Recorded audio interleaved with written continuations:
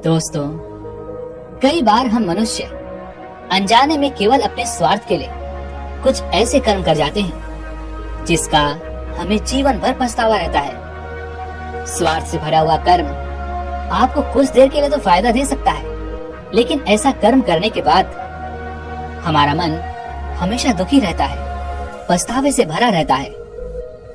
हम में से कई लोग अपने स्वार्थ के लिए दूसरों को दुख देने से भी पीछे नहीं हटते, लेकिन आप ये भूल जाते हैं कि दूसरों को दुख देकर, दूसरों को दुखी करके उनसे लाभ हासिल करना आपके जीवन को कभी भी सुखी नहीं बना सकता। यदि आप वास्तविकता में सुख चाहते हैं, तो इसके लिए जरूरी है कि आप दूसरों को कभी दुख ना पहुंचाएं, बल्कि उनके सुख की कामना करें। क्योंकि जिस प्रकार के हम कर्म करते हैं, ठीक वही कर्म हम तक वापस लौट कर आते हैं। यदि आपने किसी को सुख पहुंचाया होगा, तो सुख ही आपके जीवन में वापस लौट कर आएगा। और वहीं पर यदि आप किसी के दुख का कारण बनते हैं, तो आपके जीवन में दुख ही लौट कर आएगा।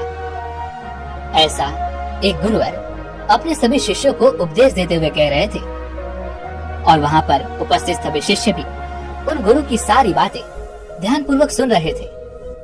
तभी एक शिष्य उन गुरु से कहता है, हे गुरुवर, हम जहाँ पर रहते हैं, इस कुटिया के चारों ओर ढेरों सारे पेड़ और पौधे हैं, और इनसे गिरने वाले सड़े गले पत्तों के कारण चारों तरफ ढेर सारे मच्छर हो चुके हैं। वह मच्छर रात भर हमें सोने नहीं देते, हमें परेशान करते रहते हैं। हम उन मच्छरों को मारना तो नहीं चाहते, लेकिन यदि हम उन्हें नहीं मारेंगे तो वह हमें चैन से सोने नहीं देंगे। इस कारण हमें मजबूरीवश उन्हें मारना ही पड़ता है। ठीक उसी प्रकार एक किसान भी जब अपनी फसल के लिए खूब मेहनत करता है, तो वह चाहता है कि उसकी फसल अच्छी हो, उसे लाभ पहुंचे। लेकिन कुछ जानवर उस फसल को नष्ट कर देते हैं, इसलिए उस किसान को और भी मशक्कत करनी पड़ती है ताकि वह अपनी फसल को बचा कर रख सके। और ठीक इसी प्रकार एक धनी सेठ भी अपने कारीगरों से अच्छे तरीके से काम लेने के लिए उनसे और अधिक मेहनत करने के लिए कहता है, और कभी कभी तो उन्हें डांट फटकार भी लगानी पड़ती है, जिस कारण उन कारीगरों का मन दुखी हो जाता है। इसलिए हे गुरुवर, मेरा आपसे यह प्रश्न है कि आखिर अच्छा और बुरा कर्म क्या होता है? यदि हम मच्छरों को नहीं मारेंगे, तो वह हमसे दूर नहीं जाएंगे और रात भर हमें यूं ही परेशान करते रहेंगे। और ठीक उसी प्रकार कुछ ऐसे भी जानवर होते हैं जिनसे हम मनुष्यों को खतरा होता है। यदि हम अपने प्राण बचाने के लिए उन्हें नहीं मारेंगे, तो वह हमें मारकर खा जाएंगे। उन गुरु ने अपने उस शिष्य की सारी बातें बहुत ध्यान पूर्वक सुनी, और उसके बाद वह मुस्कुराते हुए एक पेड़ की ओर इशारा करते हुए अपने सभी शिष्यों से कहते हैं, शिष्यों, तुम्हें वहाँ पर क्या दिखाई दे रहा है? तभी एक शिष्य कहता है, हे गुरुवर, यह तो बहुत विशाल वृक्ष है। तभी दूसरा शिष्य कहता है, हे गुरुवर, इस वृक्ष पर तो बड़े ही मीठे और अच्छे फल भी लगते हैं। तभी तीसरा शिष्य कहता है, हे गुरुवर, इस विशाल वृक्ष के नीचे हमें बहुत ही शीतल छाया भी मिलती है। इसी प्रकार चौथा शिष्य भी कहता है, हे गुरुवर, इस पेड़ की लकड़ियां बहुत कीमती हैं और बाजार में इनकी बहुत अच्छी कीमत मिलती है। उन गुरुवर ने अपने सभी शिष्यों के जवाब ध्यान पूर्वक सुने, और उसके बाद वह अपने शिष्यों से कहते हैं, तुम सभी ने अलग अलग उत्तर दिए, तुमने अलग अलग नजरिए से इस वृक्ष को देखा, लेकिन तुमने क्या एक चीज पर और गौर किया? इस वृक्ष पर बड़े बड़े कांटे भी लगे हुए हैं, और ऐसे में मान लो यदि कोई लकड़हारा इस वृक्ष को काटने के लिए यहाँ पर आता है और गलती से उसे इस वृक्ष का कांटा लग जाता है, तो इसमें क्या इस पेड़ की गलती है? क्या वो इस पेड़ का एक बुरा कर्म कहलाएगा? उन गुरु के इतना कहने के बाद वे सभी शिष्य चिंता में पड़ गए। वे सभी इस बात पर विचार करने लगे।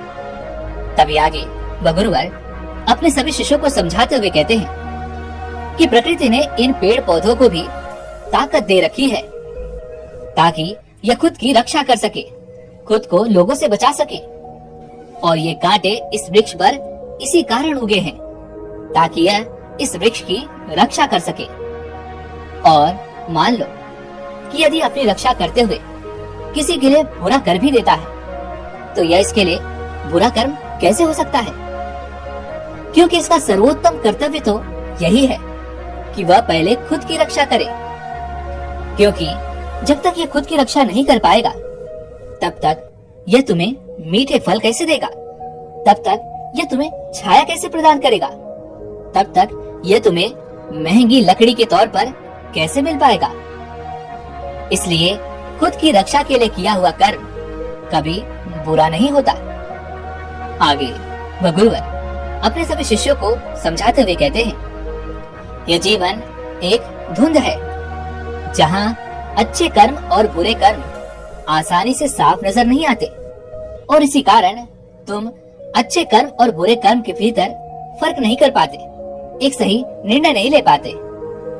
और यदि तुम एक सही निर्णय पर पहुंचना चाहते हो तो तुम्हें तर्क शक्ति का इस्तेमाल करना होगा। चलिए इसे एक उदाहरण के तौर पर समझते हैं। मान लो कि जब आप किसी जंगल में किसी शेर को एक जंगली भैंसे का शिकार करते हुए देखते हैं, तब आपके मन में उस जंगली भैंसे के प्रति दया उमड़ती है।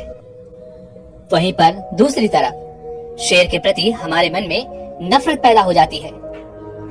लेकिन वास्तविकता तो ये है कि शेर का शिकार तो जंगली भैंसा ही है।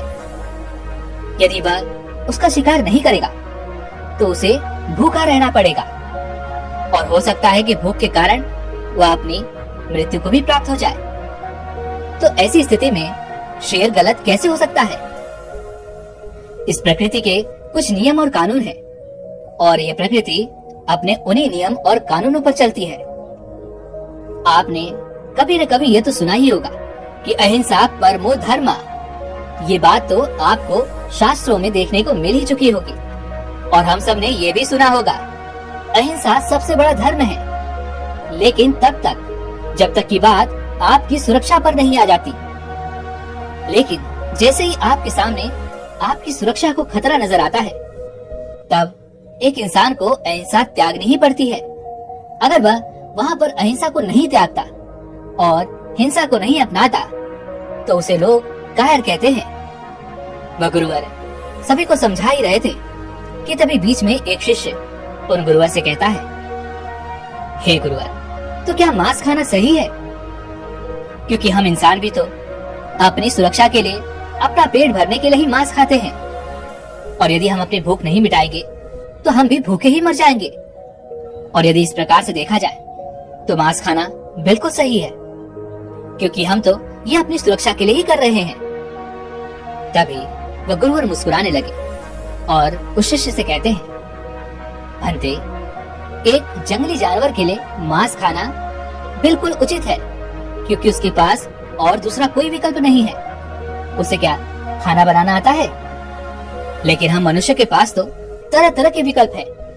हम तो सिर्फ अपने स्वार्थ के लिए मांस खाते हैं, और अपने ही स्वार्थ के लिए किसी असहाय, किसी बेजुबान प्राणी की हत्या कर देते हैं। तो क्या ये उचित है? हाँ, यदि तुम्हारे पास, अर्थात हम मनुष्य के पास कोई विकल्प ना होता तो मांस खाना हमारे लिए भी एक उचित मार्ग होता। आगे वह गुरुवर अपने सभी शिष्यों को अच्छी तरह से समझाने के लिए एक कहानी बताते हैं। वे कहते हैं, बहुत समय पहले की बात है। एक गांव में एक व्यक्ति रहता था जो चोरी करके अपना पालन पोषण किया करता था। उसके साथ उसकी माँ भी रहती थी। किंतु अच्छी बात यह थी कि गांव में किसी को नहीं पता था कि वह युवक एक चोर है। एक दिन की बात है, उस चोर की माँ अत्यधिक बीमार पड़ गई। वह तुरंत ही अपनी माँ को एक चिकित्सक के पास ले गया। चिकित्सक ने तुरंत ही उस चोर से कहा, तुम्हारी माँ को जो तकलीफ है, जो बीमारी है, उसका इलाज करने के लिए अत्यधिक पैसों की आवश्यकता है, और इसके लिए महंगी महंगी दवाइयाँ भी लगेंगी। इसलिए तुम जल्द से जल्द धन का प्रबंध करो। तभी वो चोर ये तय करता है कि आज ही वह घर के सबसे धनी सेठ के घर में चोरी करेगा। रात्रि के वक्त वह उस धनी सेठ के घर में घुस जाता है और चोरी करने के लिए हर मुमकिन प्रयास करने लगता है। लेकिन उस चोर की बदकिस्मती कि आज ही उसकी चोरी पकड़ी गई। ये बात और थी कि गांव में किसी को नहीं पता था कि वह एक चोर है।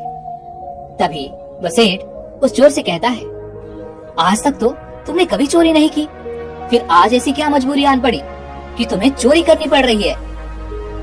यह सुन वह चोर तुरंत ही उन सेठ के सामने हाथ जोड़कर गिड़गिड़ाने लगा, रोने लगा और कहने लगा, सेठ, मेरी माँ बहुत बीमार है और उसके इलाज के लिए मुझे महंगी महंगी दवाइयाँ और महंगे उपचार की आवश्यकता है, और इसी कारण मैं आज आपके यहाँ पर चोरी करने आया था।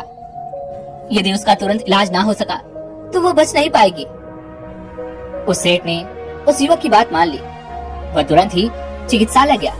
उसने वहाँ पर उसकी माँ को देखा, उनका हाल जाना, और तब उसे यह यकीन हो चुका था कि वह युवक सच कह रहा है। यह युवक अपनी माँ को बचाने के लिए ये चोरी कर रहा था, इसलिए उसने उस चोर को माफ कर दिया। तभी आगे वह गुरुवर अपने सभी शिष्यों को समझाते हुए कहते हैं, ठीक इसी प्रकार हम भी अपने जीवन में यही तो कर रहे हैं। गलत कर्म हम हमेशा करते रहते हैं, लेकिन जिस दिन हमारा ये गलत कर्म लोगों के सामने आ जाता है, यह पकड़ा जाता है, उस दिन हमारे पास कोई न कोई बहाना जरूर होता है कि आज मैं इस कारणवश यह कर्म कर रहा हूँ। ये तो मेरी मजबूरी है कि मुझे यह कर्म करना पड़ रहा है। जैसे कि तुमने अभी कुछ देर पहले ही कहा था कि यदि हम उन मच्छरों को नहीं मारेंगे तो वे मच्छर हमें चैन से सोने नहीं देंगे। लेकिन तुम एक मनुष्य हो, तुम्हारे पास अनेक प्रकार के विकल्प हैं। यदि तुम चाहो तो एक मच्छरदानी का इस्तेमाल कर सकते हो, जिससे तुम उन मच्छरों से भी बच जाओगे और तुम्हें उन मच्छरों की हत्या भी नहीं करनी पड़ेगी। ठीक इसी प्रकार यदि आप अपनी बुद्धि का, अपने विवेक का इस्तेमाल करते हैं तो आप बुरे कर्म करने से बच सकते हैं और तुम्हें हिंसा करने की कोई आवश्यकता तक नहीं पड़ेगी। शेर एक जानवर होता है जिसके पास कोई बुद्धि नहीं, ना ही उसके पास कोई विकल्प है और ना ही कोई संसाधन। उसे तो बस इतना पता है कि उसे अपना पेट भरना है, अन्यथा अगर वो अपना पेट नहीं भरेगा तो उसे भूखा मरना पड़ेगा। इसलिए उसकी ये मजबूरी हो जाती है कि वह जंगली भैंसे का शिकार करे और उसे मार कर खा जाए। लेकिन हम मनुष्य के पास तो बुद्धि भी है, विवेक भी है और संसाधन भी है और तरह तरह के विकल्प भी हैं। और उनके बावजूद भी यदि हम गलत कर्म करते हैं तो उसके लिए कोई भी तर्क, कोई भी बहाना उस गलत कर्म को सही कर्म में नहीं परिवर्तित कर सकता। जैसा कि तुमने कहा था कि एक सेठ को अपने कारीगरों से काम लेने के लिए कभी कभी उन्हें डांटना और फटकारना भी पड़ता है, जिस कारण उन कारीगरों के मन में दुख उत्पन्न होता है। वह कारीगर यदि चाहे तो उन कारीगरों से प्रेम भाव से भी अपने सभी कार्य अच्छी तरह से करवा सकता है, लेकिन वह सेठ अहंकारवश अपनी सत्ता को स्थापित करने के लिए वो अपने कारीगरों को डांटता है और फटकार लगाता है। वह अपने आप को सर्वश्रेष्ठ और अपने कारीगरों को नीचा दिखाने का प्रयास करता है और बाद में वह हमसे बहाने भी बनाता है। वह यह तर्क भी देता है कि यह तो मेरी मजबूरी थी, यदि मैं उन्हें डांटता नहीं तो वे लोग सही से काम ही नहीं करते। मेरा तो यही कर्म है, अगर मैं इसे अच्छे से ना करूं तो फिर परमात्मा बुरा मान जाएगा।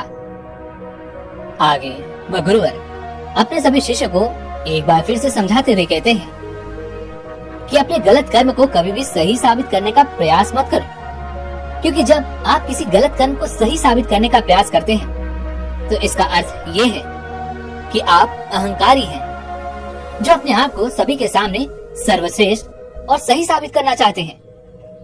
क्योंकि हम कभी भी ये नहीं चाहते कि हम दूसरों के सामने नीचे दिखें, दूसरों के सामने गलत साबित हो जाएं। इसलिए आपके मन के भीतर से हमेशा एक आवाज आती है, जब भी आप कोई गलत कर्म करते हैं तो आप यही सोचते हैं कि मैं गलत कैसे हो सकता हूँ। नहीं नहीं, मैं गलत नहीं हूँ, बल्कि सामने वाला गलत है।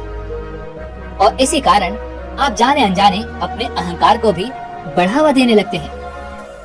यदि आपसे कोई भी गलती हो जाती है तो उस गलती को स्वीकार करना सीखो, क्योंकि जब तक आप उस गलती को नहीं स्वीकारेंगे आप उसमें बदलाव नहीं कर पाएंगे, आप उससे कुछ सीख नहीं पाएंगे और भविष्य में आपसे बार बार वो गलतियां होती ही रहेंगी।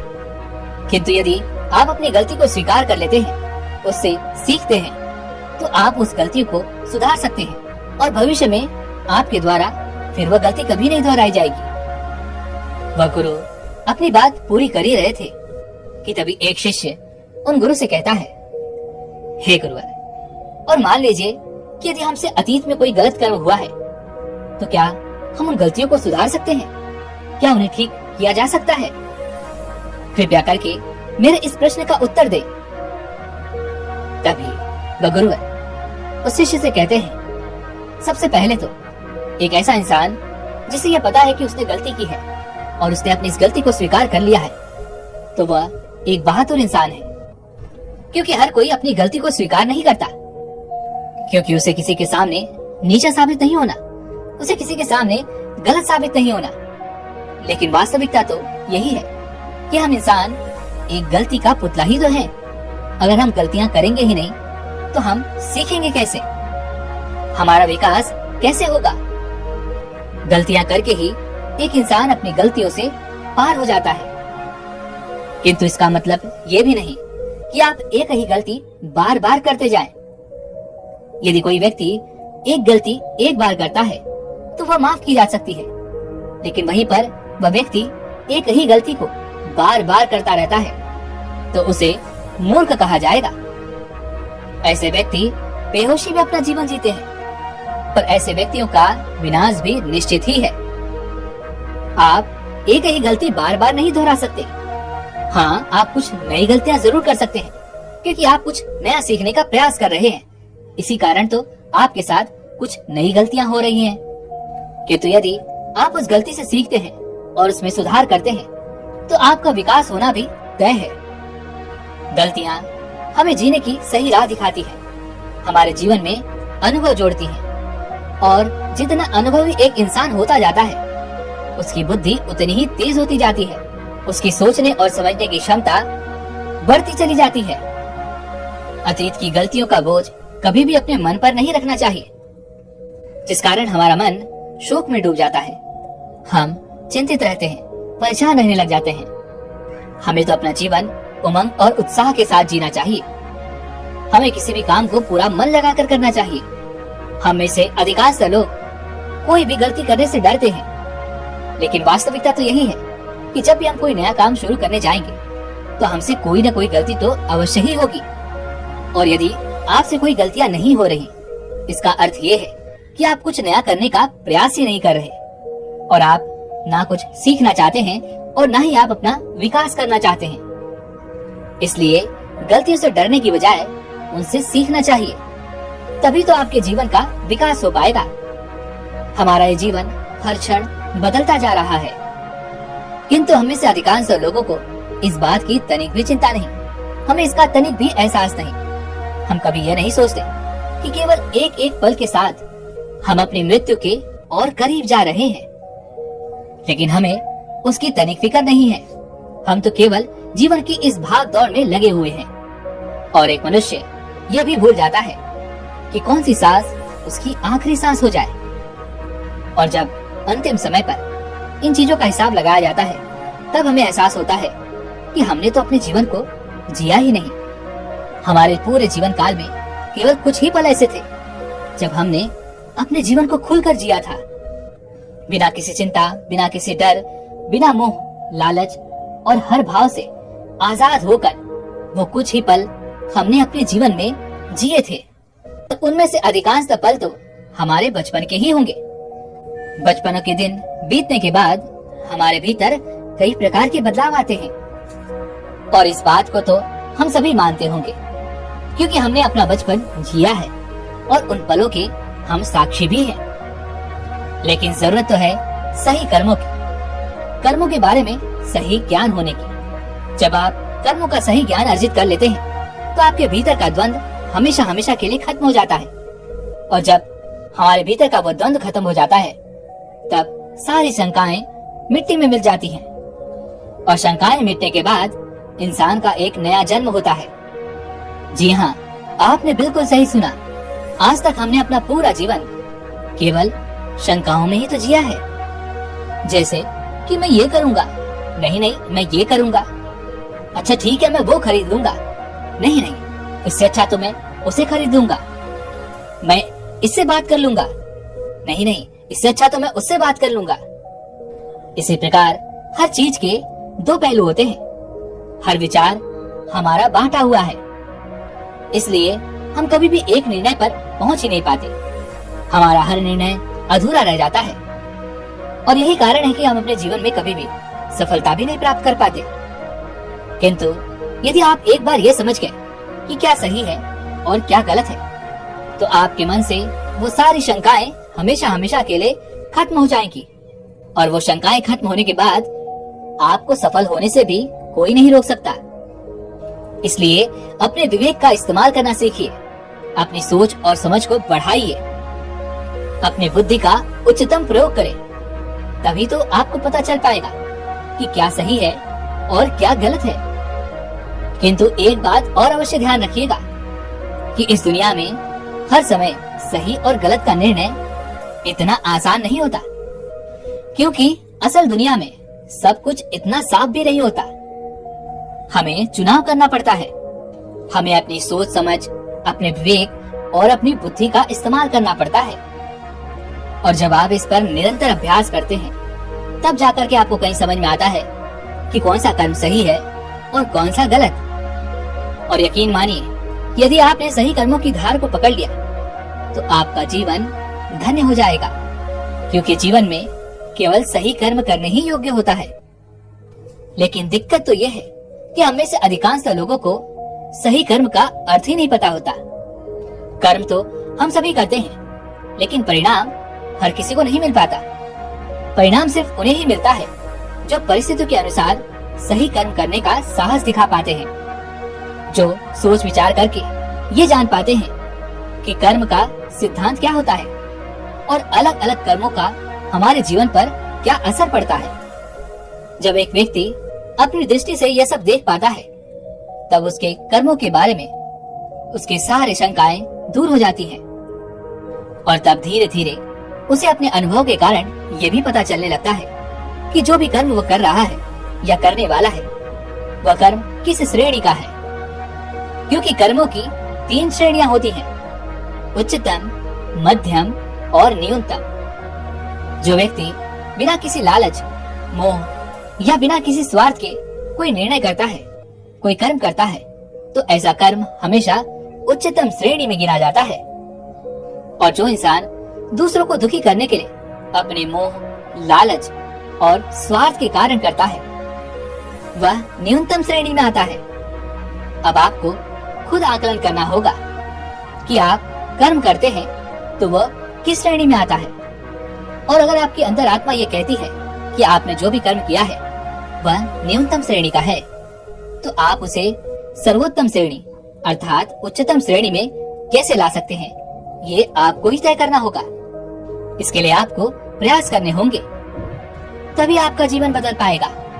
वरना तो जीवन भर आपके कर्म ही आपको प्रभावित करते रहेंगे, आपको परेशानी में डालते रहेंगे, आपको दुखी करते रहेंगे, आपके सामने तरह तरह की परिस्थितियां उत्पन्न करेंगे।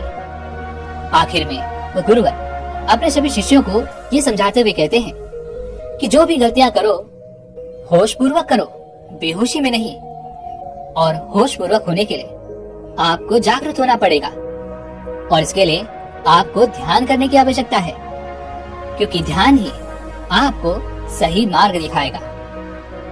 इतना कहकर वह गुरुवर शांत हो गया और वहां पर उपस्थित सभी शिष्यों को भी एक सही मार्ग मिल चुका था, जिससे वो ये जान सके कि वो जो कर्म कर रहे हैं वो सही है या गलत।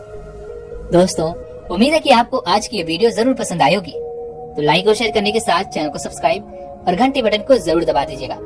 चलिए फिर मिलते हैं ऐसी और वीडियो में, तब तक के लिए अपना ख्याल रखें। धन्यवाद।